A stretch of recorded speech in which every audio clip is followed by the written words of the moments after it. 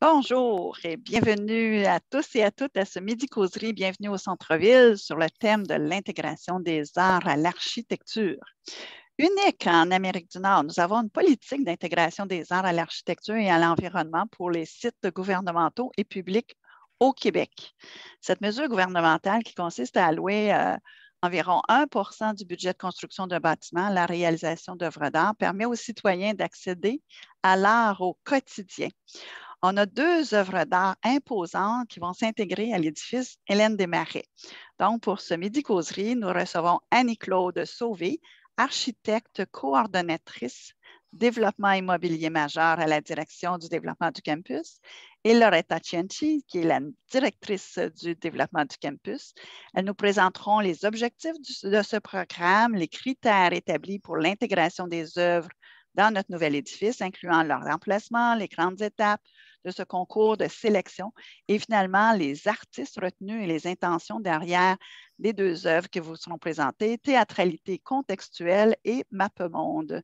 De plus, nous verrons en primaire des images de ces œuvres lors de leur conception et qui ont été tournées dans les ateliers de nos artistes. Alors, j'inviterai maintenant Loretta et Annie-Claude pour poursuivre à ce sujet.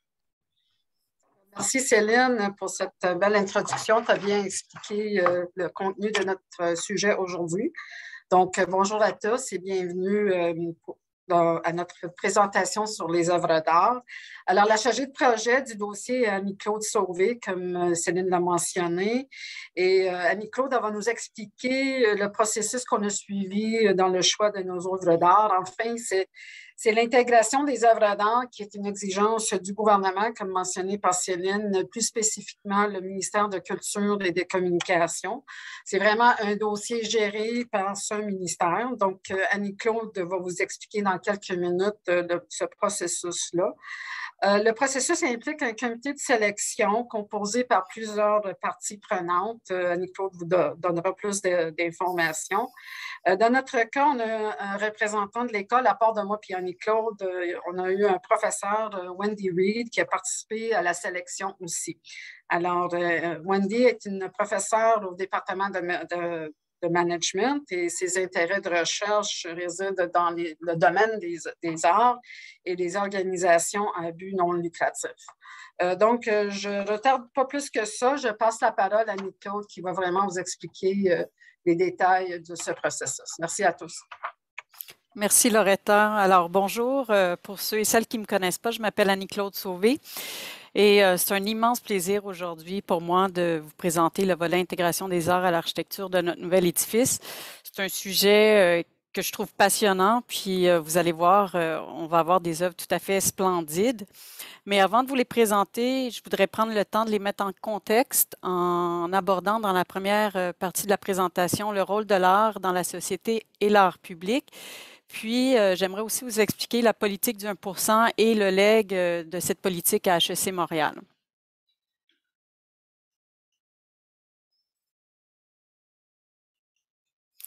Donc, pour entrer dans la matière aujourd'hui, je propose d'aborder la question du sens de l'art et du rôle de l'artiste. Bien sûr, comme vous pouvez vous imaginer, plusieurs philosophes se sont déjà penchés sur cette question. Et on dit que par le biais de l'art, l'artiste propose au public sa perception de la réalité et que son rôle est de poser des questions et d'amener l'autre à y réfléchir et à bien observer. À cette question, l'artiste Marcel Duchamp, quant à lui, se plaisait à répondre que ce sont les regardeurs qui font les tableaux. En fait, ce qu'il voulait dire, c'est que les œuvres d'art existent essentiellement à travers les yeux et le regard de ceux et de celles qui les observent. On entend aussi couramment dire que l'art doit interroger, voire déranger le spectateur dans tous ses rapports avec l'environnement, que l'art doit aiguiser sa perception et son esprit critique, éveiller ses sens et lui faire ressentir des émotions. Enfin, pour conclure sur la question, l'art est, dit-on, aussi essentiel à la santé de la société. C'est notamment ce qu'affirmait pour la première fois l'OMS en 2019 dans un rapport dans lequel on peut lire que l'art a des impacts bénéfiques sur la santé mentale et la santé physique de l'homme et qu'elle devrait faire partie de la vie de tous les jours. Donc, la présence de l'art dans la vie de tous les jours, c'est l'essence même de l'art public. Sur cette diapo, vous reconnaissez certainement quelques œuvres d'art publiques qui ont été réalisées à Montréal. Et peut-être avez-vous déjà remarqué qu'elles ont tous un point en commun. Alors, de façon générale, l'art public est installé dans des lieux qui n'ont pas la vocation première de diffuser l'art, des lieux accessibles, donc, et ça permet, comme Céline le disait, aux citoyens de pouvoir accéder à l'art au quotidien. L'art public englobe également les œuvres d'art à caractère permanent, donc pérenne, des œuvres de grande dimension. Et pour la plupart du temps, l'art public est financé par les fonds publics.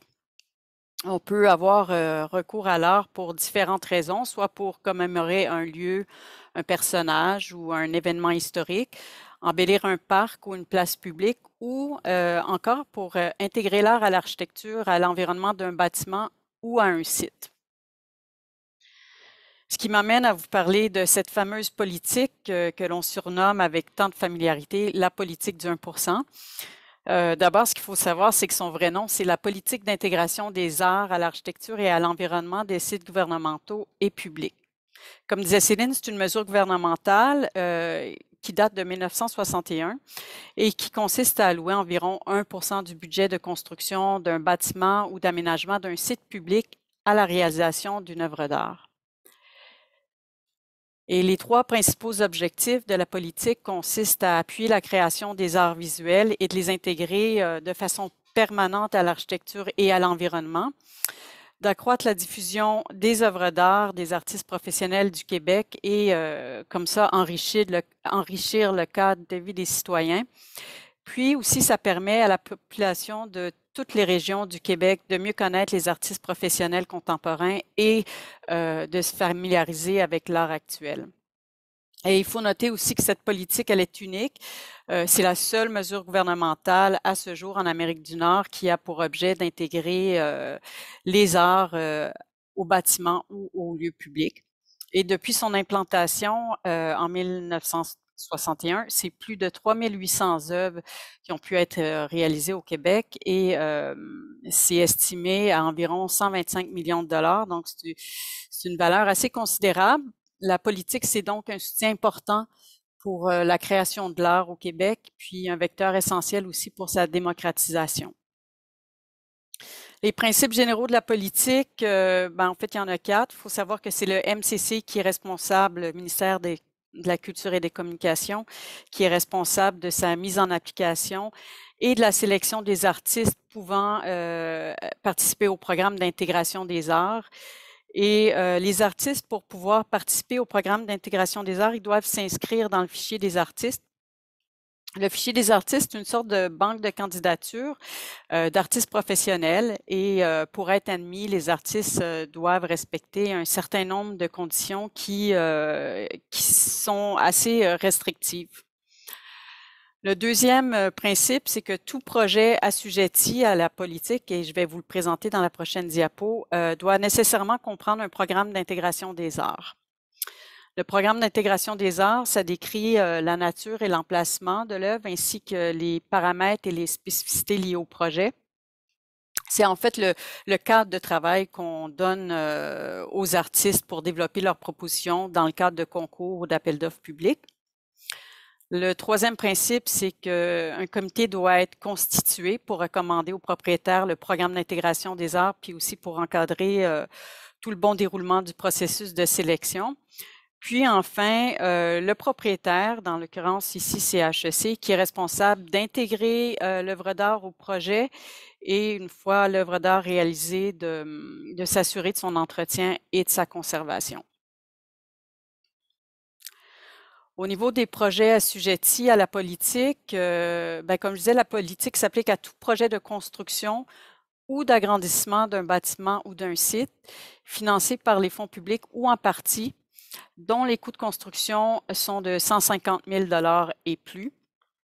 Et la somme affectée à l'intégration des œuvres d'art est calculée selon une méthode de calcul qui varie en fonction de la valeur du projet de construction. Donc, comme on voit ici sur la diapo, pour les plus petits projets, On parle d'un pourcentage du coût de construction qui est alloué à l'œuvre d'art. Et pour les plus gros projets, les projets de moyenne de moyenne envergure et les projets majeurs, la somme affectée prévoit un montant de base pour les premiers millions de dollars, puis ensuite c'est additionné d'un pourcentage des coûts de construction excédentaires.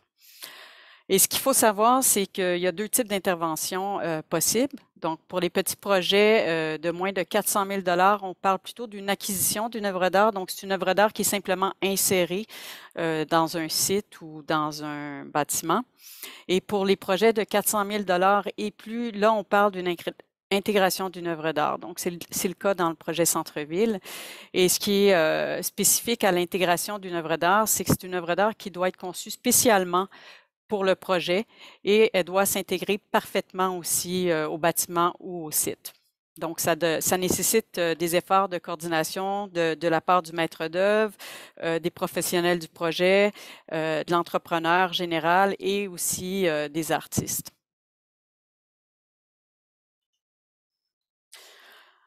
On trouve présentement à l'édifice Côte-Sainte-Catherine 3 œuvres d'art publiques héritées de la politique d'intégration des arts à l'architecture. Des œuvres que vous avez certainement eu la chance de côtoyer au quotidien. Donc, la première sur le parvis Côte-Sainte-Catherine, c'est une sculpture qui s'appelle « Le vent se lève » de Catherine Widgery. Et les 3 œuvres que je voulais vous présenter à Côte-Sainte-Catherine, il faut savoir qu'elles ont tous été réalisées un peu avant l'inauguration du bâtiment en 1996. Donc, il y avait 3 œuvres dans le programme d'intégration des arts, celle-là. Il y a aussi un grand tableau bleu qui est situé dans le hall Côte-Sainte-Catherine, au rez-de-chaussée, de l'artiste Christian Chiopini et il s'appelle Panorama 23 degrés 27 minutes. Puis une belle sculpture au 4e étage réalisée par l'artiste Francine Larrivée qui s'appelle Fleurs solaires effervescence. À l'édifice d'Essel, on retrouve aussi 2 grandes œuvres d'art public. Toutefois, celles-ci ne sont pas issues de la politique du 1%. Elles ont été acquises par l'entremise d'initiatives volontaires de l'école. Donc, on retrouve dans le lien entre le pavillon Jean-Briand et d'Essel un grand tableau réalisé par l'artiste Claude Goulet qui s'appelle Olympiade. Puis, une œuvre qui rappelle le street art qui a été réalisée par le collectif d'artistes En Masse en 2012 lors de la rénovation des salles de cours du 3e et du 4e étage. Donc, maintenant que les bases sont jetées, entrons dans le vif du sujet, c'est-à-dire les concours d'intégration des arts qui ont lieu dans le cadre de notre nouvel édifice et les propositions gagnantes. Donc, selon la méthode de calcul affectée à l'œuvre d'art que je vous ai expliqué tout à l'heure, c'est près de 500 000 qui devaient être consacrés à ce programme pour notre édifice, donc une somme assez considérable. Et on a commencé les démarches très tôt dans la réalisation du projet. Ça remonte, je pense, à janvier 2018. Parce qu'on voulait que les œuvres d'art soient sélectionnées avant même que les plans et devis de l'édifice soient complétés. Notre intention, c'était d'atteindre une meilleure intégration de l'œuvre avec l'édifice et aussi pour éviter de devoir faire des ajustements après l'octroi du contrat de construction, donc pour éviter les frais d'extra puis toutes sortes de complexités techniques potentielles qui auraient pu arriver autrement. Et la première étape était de définir le programme d'intégration des arts avec l'architecte. Alors, on souhaitait avant tout que l'œuvre soit le reflet de l'école, de HEC, une école audacieuse, avant-gardiste, de sa mission, de sa communauté, puis notamment aussi que l'œuvre d'art fasse écho à la clientèle étudiante internationale et diversifiée qui est tant attendue au centre-ville. Il nous semblait aussi assez important que l'œuvre d'art soit empreinte des thèmes principaux qui ont guidé le développement de l'architecture, donc la légèreté, le dynamisme et le respect du lieu. Donc, il a fallu trouver l'emplacement pour intégrer l'œuvre d'art, soit à l'intérieur ou à l'extérieur. Et notre intention est avant tout de pouvoir multiplier les points de rencontre entre l'art et le public de manière à en faire profiter le plus possible. Donc, non seulement à la communauté HEC, mais aussi au grand public. on était persuadés, on l'est encore, que l'édifice sera utilisé par les voisins, les travailleurs du centre-ville, soit pour utiliser la circulation principale pour franchir la côte du Beaver Hall durant les intempéries ou pour participer aux nombreux événements ou encore tout simplement pour profiter de notre belle cafétéria. Donc, on cherchait non seulement un emplacement qui puisse être vu et fréquenté par la majorité des utilisateurs de l'édifice, mais aussi un emplacement qui permettrait d'avoir un bon dégagement, un bon recul pour pouvoir apprécier une œuvre d'art de grande dimension. Donc, après avoir étudié plusieurs scénarios d'emplacement, notre choix s'est arrêté sur 2 beaux espaces qui ponctuent la circulation principale de l'édifice dans l'axe nord-sud. Donc, on voit ici à l'écran, le premier emplacement, c'était l'atrium du côté de René Lévesque, donc un atrium qui est ouvert sur 5 étages. Et le deuxième emplacement, c'est un jardin intérieur, donc qui est vitré sur 3 côtés, qui est au carrefour des circulations nord-est, est-ouest. Donc, ces 2 endroits rencontraient parfaitement nos critères. Puis à partir de là, c'est devenu évident pour nous qu'il fallait avoir 2 œuvres d'art plutôt qu'une seule. On a donc décidé de répartir le budget de façon proportionnelle entre les 2 œuvres.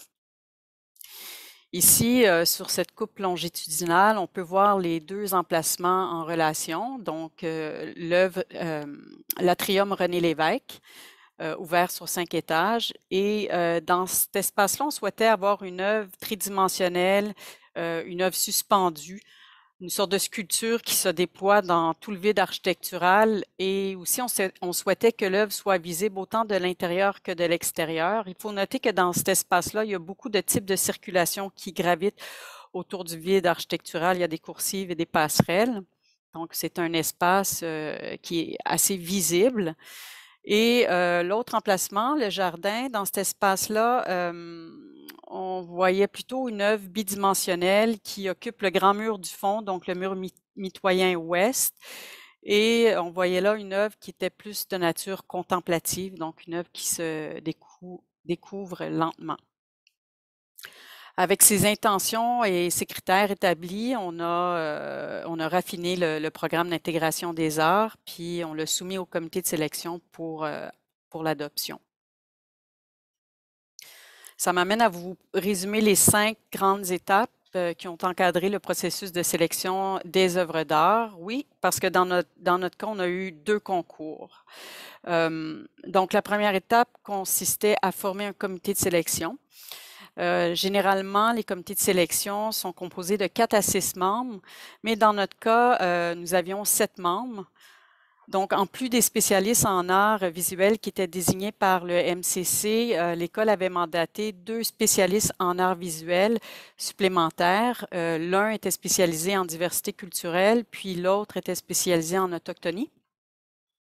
Et ces spécialistes-là, grâce à leur grande connaissance du milieu des arts et du travail des artistes issus de ces communautés, ils ont pu contribuer au processus en apportant un éclairage au niveau de l'analyse des dossiers et des propositions des artistes.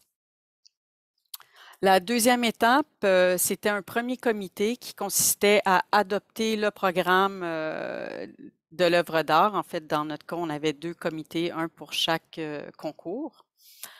La troisième étape, c'était pas un comité, mais c'était plutôt une rencontre de présélection avec les spécialistes en arts visuels au MCC pour passer à travers la banque de candidatures des artistes, le fichier des artistes. Donc, on parle de plus de 500 dossiers et passer en revue tous ces dossiers-là pour finalement retenir une trentaine d'artistes par œuvre qualifiés pour réaliser le type d'œuvre qui était défini dans le programme.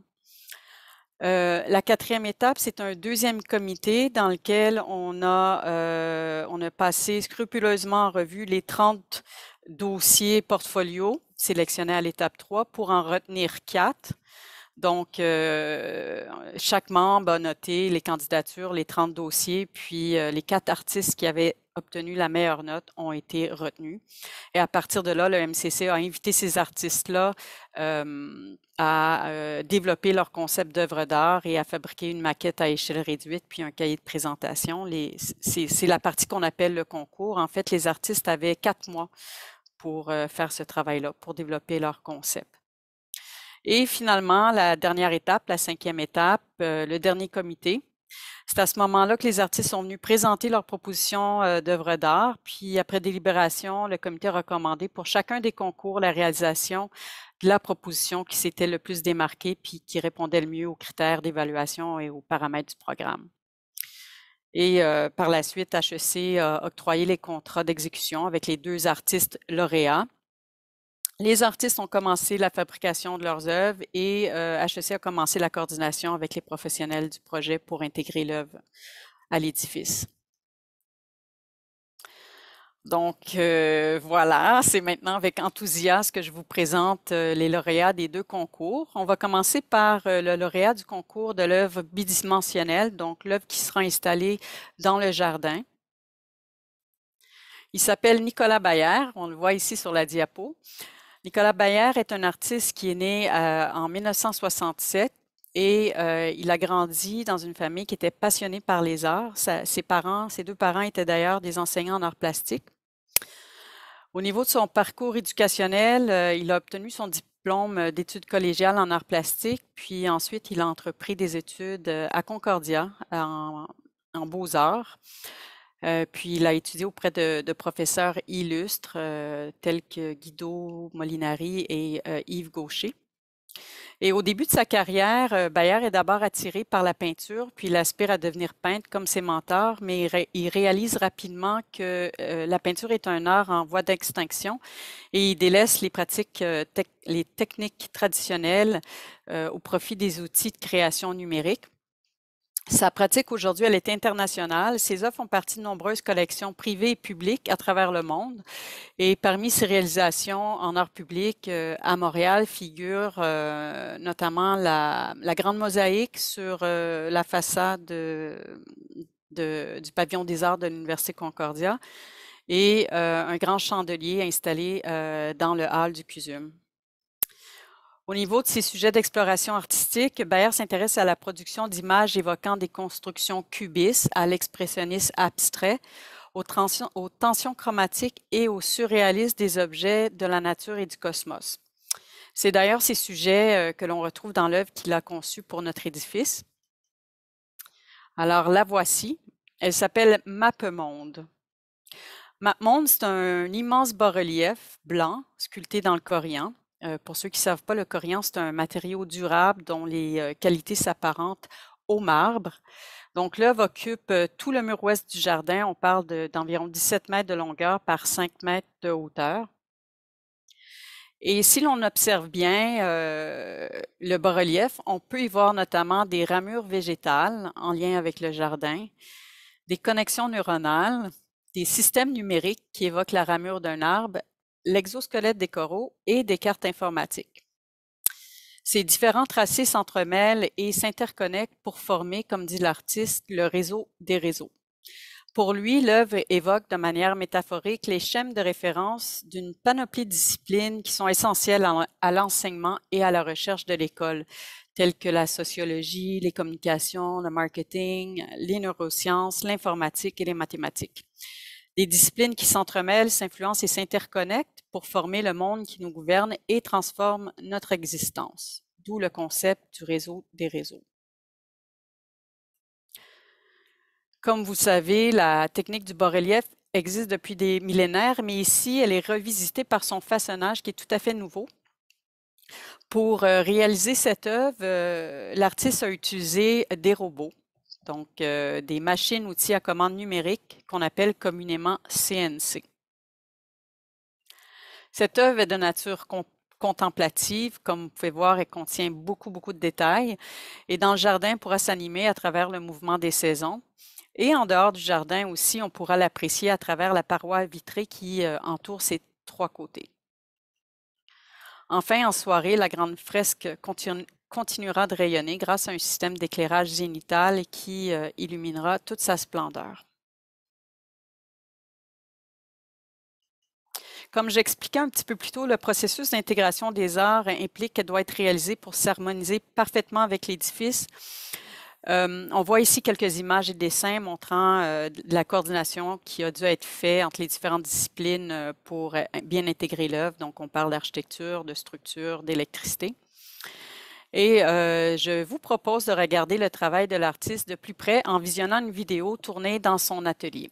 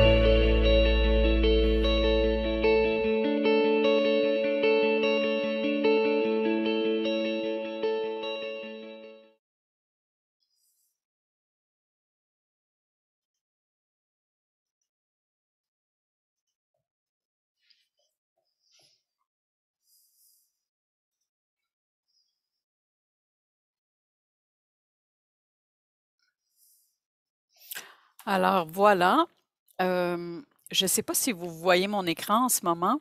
Oui, OK. C'était l'œuvre 2D. Passons maintenant à l'œuvre d'art tridimensionnelle qui sera installée dans l'Atrium Nord, donc du côté René Lévesque. Le lauréat du concours est l'artiste Ludovic Bonnet. Alors le voici. Ludovic Bonnet est né en 1981 à Wendake, qui est un village huron. Il est donc d'origine Wanda et il dit avoir été initié à l'art à un très jeune âge par sa mère qui l'emmenait à chaque week-end dans les ateliers du Musée des Beaux-Arts et du Musée de la civilisation de Québec. Au niveau de son parcours éducationnel, au secondaire, il a suivi des cours de sculpture. Par la suite, il a étudié à l'École des métiers d'art de Québec, puis il s'est spécialisé en sculpture et il a effectué de nombreux stages aussi avec plusieurs sculpteurs, dont Jean-Pierre Morin. Tout comme Bayer, les œuvres de Bonnet se retrouvent dans plusieurs collections publiques et privées, notamment au Québec et en France. Et il a œuvré sur plusieurs œuvres d'art publiques de grande envergure en son nom, mais aussi en collaboration avec d'autres artistes. Parmi ses dernières réalisations en art public figure son impressionnante Cosmologie sans genèse au Musée national des beaux-arts du Québec et la spectaculaire Loïs, qui est une sculpture à l'amphithéâtre de Trois-Rivières. Au niveau de ses sujets d'exploration artistique, le travail de Bonnet s'inscrit dans une recherche formelle qui est post-minimaliste. Il cherche à intégrer des contraintes, les contraintes des matériaux dans ses œuvres. Les formes qu'il crée, comme vous pouvez voir à l'écran, sont volumineuses, robustes, colorées et très souvent marquées par un certain déséquilibre. Et l'artiste nous dit qu'à propos des rubans, des tressages et bien d'autres références à la culture autochtone qui sont assez présentes dans son art, il dit que c'est tout naturel, non intentionnel, que c'est simplement en lui. Les sculptures de Bonnet prennent souvent des allures de grandes structures esthétiques, dont les plans et les pleins laissent place aux lignes et au vide. Et ces jeux formels vont parfois jusqu'à semer une certaine confusion entre l'essence même de l'œuvre et ce qui l'entoure. C'est d'ailleurs ce qu'il a exploité dans la proposition qu'il a conçue pour notre édifice. Alors la voici. Elle s'appelle « Théâtralité contextuelle ». C'est une immense sculpture suspendue qui se déploie sur 4 étages dans l'atrium et elle est composée de tubes d'aluminium colorés et métallisés. Et comme vous pouvez voir, sa géométrie est complexe, tranchante et ses couleurs sont vives. Selon l'artiste, par le biais d'un effet anamorphique, un effet de déformation, l'œuvre propose des lectures bien différentes en fonction des multitudes de points de vue qui sont offerts par l'architecture de l'atrium. Et l'œuvre exploite l'espace par un jeu d'opacité, de transparence et surtout de découverte. Ici, on voit l'œuvre en contre-plongée. Donc, l'artiste a voulu créer une œuvre qui évoque entre autres la réussite, le parcours scolaire et voici quelques-unes de ses citations à propos de son œuvre. La diversité des parcours scolaires qui évoluent différemment selon les personnalités, avec des inflexions propres à chacun, mais dans une direction commune. De délicates lignes de couleurs et miroirs semblent nous conduire un peu plus haut et créer ainsi un effet d'ascension, mais à la fois, par le fait que la sculpture soit suspendue, on peut y lire aussi un effet de déversement et de chute. Par ailleurs, on peut aussi reconnaître des phénomènes que l'on retrouve dans la nature, en l'occurrence la chute, telle une cascade, et l'arbre, symbole de la connaissance. Enfin, selon la lumière du jour et grâce à ses matériaux réflectifs, cette sculpture audacieuse et colorée dynamisera certainement l'atrium. Et tout comme l'œuvre de Bayer, l'œuvre de Bonnet aussi a nécessité plusieurs efforts de coordination avec les différentes disciplines. Donc ici, on voit notamment des grandes plaques d'acier qui ont dû être coulées dans les dalles de béton pour supporter le poids de l'œuvre. Et aussi, vu la complexité et l'ampleur de sa forme, on a dû réaliser des études photométriques pour orienter le concept d'éclairage. Alors, je propose de regarder ce travail de plus près et de rencontrer cette fois-ci l'artiste dans la vidéo qui suit.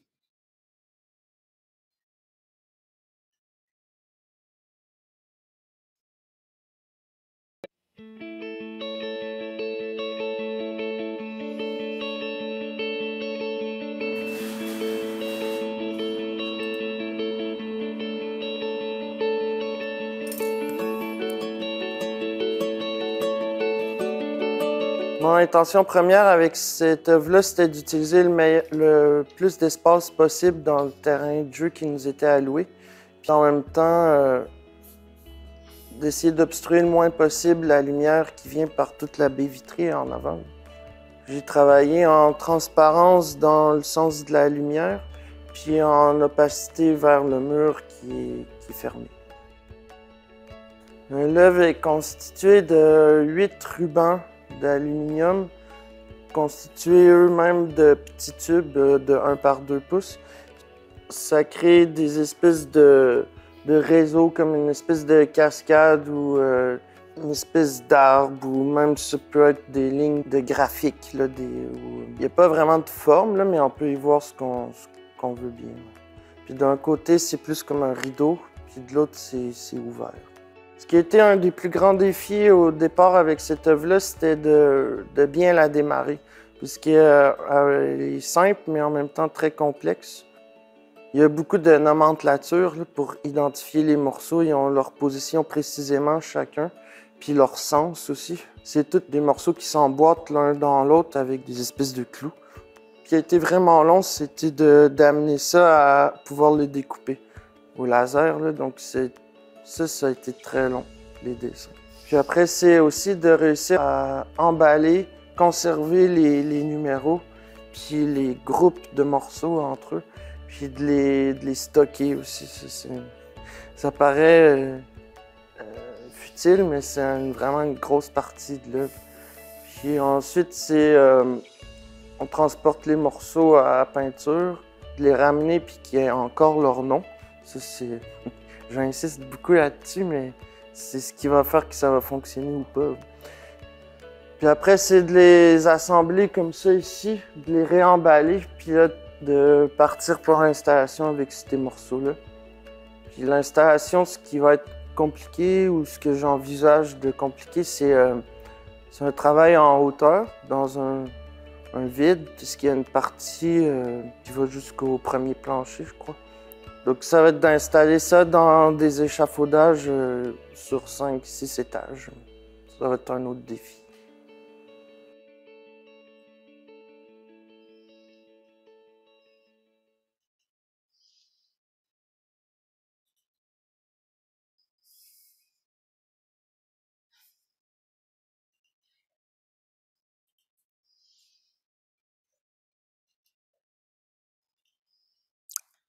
Alors voilà, ce sont les œuvres que nous aurons la chance de côtoyer dans notre nouvel édifice. Comme vous avez pu le constater, elles sont à la fois très différentes et complémentaires. Nous sommes persuadés que ces œuvres contribueront à la magie des lieux et nous souhaitons vivement qu'elles puissent vous inspirer. Merci. Ben, merci beaucoup, Annie-Claude et Loretta, pour ce magnifique voyage finalement au cœur de nos deux grandes œuvres d'art.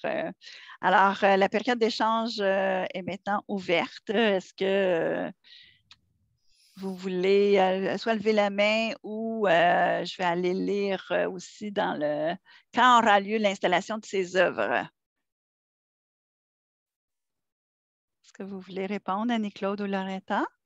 Je vais laisser Loretta répondre, Céline. Parfait. Sensiblement juin, je dirais. Il y a trop de travaux actuellement avant qu'on puisse vraiment intégrer des œuvres d'art. On veut le faire vraiment à la dernière minute pour qu'on ne les endommage pas. Là. Alors, je dirais juin, juillet. Là. Juin, juillet, parfait. Est-ce qu'on peut se voir en grand écran maintenant, Annie-Claude, juste de départager, s'il te plaît? Un merci. Petit moment. Voilà. Bien gentil à toi. D'autres questions? Donc, je vois très joli, inspirant. Merci beaucoup, magnifique. Des œuvres lumineuses. Est-ce qu'il y a quelqu'un d'autre qui veut lever la main ou pour d'autres commentaires?